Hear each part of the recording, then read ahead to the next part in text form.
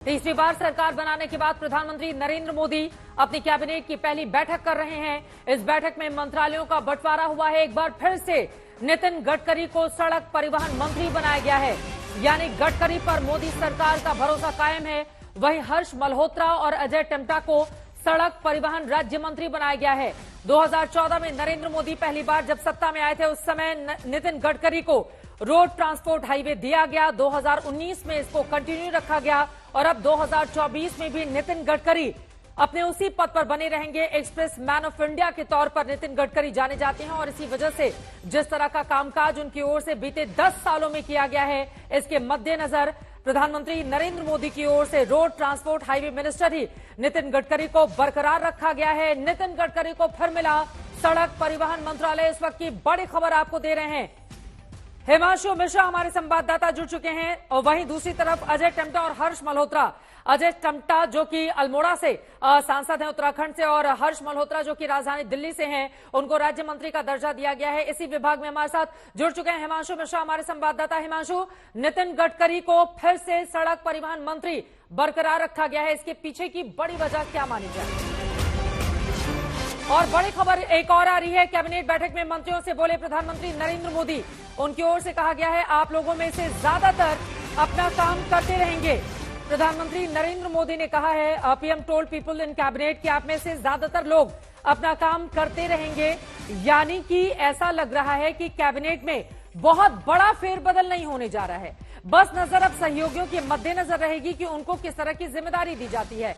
हिमांशु, क्या यही मायने और मतलब निकाले जाएं? क्योंकि नितिन गडकरी का नाम जैसे ही सामने आया उनको वही विभाग कंटिन्यू रखा गया है, तो क्या ये माना जाए कि इसी तरह की स्थिति बाकी मंत्रियों को लेकर भी देखने को मिल सकती है? हिमांशु, देखिए बिल्कुल मनोहर लाल खट्टर को जो है वो पावर मिनिस्टर बनाया गया है और उनके साथ जो है श्रीपद नायक जो नॉर्थ गोवा से सांसद हैं, उनको जो है एमओएस पावर बनाया गया है। तो ये खबर भी जो है वो छनकर आई है नितिन गडकरी की तरह। फिर से एक बार बताएं, फिर से बताएं कि मनोहर लाल को क्या मंत्रालय दिया गया है? फिर से हिमांशु, देखिए उनको जो है पावर मिनिस्ट्री दी गई है मनोहर लाल खट्टर को, और उनके साथ जो है एमओएस रहेंगे श्रीपद नायक जो नॉर्थ गोवा से सांसद हैं। नितिन गडकरी को रोड एंड ट्रांसपोर्ट दिया गया है, उनके साथ 2 एमओएस लगाए गए हैं। हर्ष मल्होत्रा जो ईस्ट दिल्ली से आते हैं और साथ ही साथ अजय टम्टा जो अल्मोड़ा से सांसद हैं, उनको एमओएस। हिमांशु मिश्रा हमारे संवाददाता जानकारी दे रहे हैं मनोहर लाल को मिला है ऊर्जा मंत्रालय। बड़ी जानकारी, बड़ी खबर हिमांशु आप तक पहुंचा रहे हैं। मनोहर लाल पहली बार लोकसभा का चुनाव लड़ा, पूर्व मुख्यमंत्री हरियाणा के, उनको ये अहम जिम्मेदारी दी गई है ऊर्जा मंत्रालय की। और श्रीपद नाइक आपको बताते चले इसके पहले भी वो मंत्री रह चुके हैं, नॉर्थ गोवा के सांसद हैं, उनको एमओएस बनाया गया है पावर मिनिस्ट्री में। हिमांशु, अपनी बात को आगे बढ़ाइए आप, और क्या जानकारी आ रही है? हिमांशु, देखिए उनके साथ और उसके साथ ही जो है अर्बन डेवलपमेंट मिनिस्ट्री वो भी मनोहर लाल खट्टर को दी गई है, और उनके साथ हैं तूफान साहू जो छत्तीसगढ़ से हैं और उनको एमओएस बनाया गया है।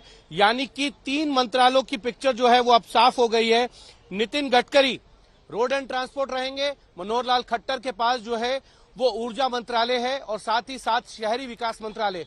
शहरी विकास मंत्रालय में उनके साथ जो है तक्षण साहू एमओएस है, और ऊर्जा मंत्रालय में उनके साथ जो एमओएस है वो है श्रीपद नायक जो गोवा से हैं। नितिन गडकरी के साथ जो है 2 एमओएस जो हैं वो रहने वाले हैं, एक हर्ष मल्होत्रा और दूसरे अजय टम्टा जो अल्मोड़ा से हैं।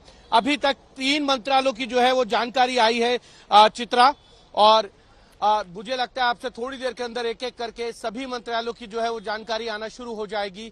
और ये कह सकते हैं कि हरियाणा से पूर्व मुख्यमंत्री जो करनाल से सांसद है मनोहर लाल खट्टर, उन पे मोदी 3 सरकार के अंदर जो है वो ज्यादा भरोसा किया गया है। उन्हें 2 महत्वपूर्ण मंत्रालय दिए गए हैं, एक ऊर्जा और एक शहरी विकास मंत्रालय। ये बड़ी खबर आप दे रहे हैं, मैं फौरन लौटूंगी आपके पास। हिमांशु मिश्रा हमारे संवाददाता जानकारी देते हुए आपको बताते चले कि नितिन गडकरी के बाद मनोहर लाल का नाम सामने आया है, और जैसा कि हिमांशु हमारे सहयोगी जानकारी दे रहे हैं, उनके साथ एक एमओएस बनाया गया है। खासतौर से अर्बन डेवलपमेंट मंत्रालय जिनको सौंपा गया है वो है तोखन साहू, भाजपा के सांसद, छत्तीसगढ़ से आते हैं, 54 साल इनकी उम्र है, 1,64,000 मतों से जीतकर इस समय संसद भवन पहुंचे हैं, तो छत्तीसगढ़ पर भी भरोसा जताया गया है। लेकिन यहां पर मनोहर लाल को दो मंत्रालय, एक तरफ पावर मिनिस्ट्री और दूसरी तरफ अर्बन डेवलपमेंट मंत्रालय दिया गया है और उनके साथ 2 MOS लगाए गए हैं। एक तरफ श्रीपद नाइक जो कि गोवा से आते हैं, उनको पावर मिनिस्ट्री में MOS की जिम्मेदारी दी गई है, तो तोखन साहू हैं, उनको दी गई है जिम्मेदारी अर्बन डेवलपमेंट मिनिस्ट्री की।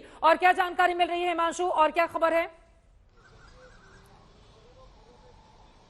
देखिए, जहां तक अभी तक 3 ही मंत्रालयों के बारे में साफ हुआ है चित्रा, और मुझे लगता है थोड़ी देर में जो है वो सब कुछ धीरे धीरे साफ हो जाएगा। किस मंत्री को कौन से विभाग की जिम्मेदारी दी गई है, इस बार ये कह सकते हैं कि बड़े उलटफेर जो है आपको देखने को मिल सकते हैं।